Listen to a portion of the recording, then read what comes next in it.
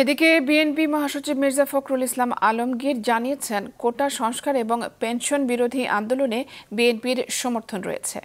দুপুরে গুলশানে এক সংবাদ সম্মেলনে তিনি বলেন, দেশের অর্থনৈতিক অবস্থা চরম সংকটাপন্ন হওয়ায় অন্যান্য খাতসহ শিক্ষকদের কাছ থেকে অন্যায়ভাবে পেনশনের টাকা তুলে নিতে যাচ্ছে সরকার।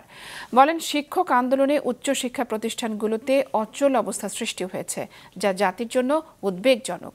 নতুন পেনশন স্কিমের বিরুদ্ধে শিক্ষক সমাজ যে আন্দোলন এবং প্রতিবাদ করছে, তাতে দলীয় সমর্থনের কথা জানান তিনি।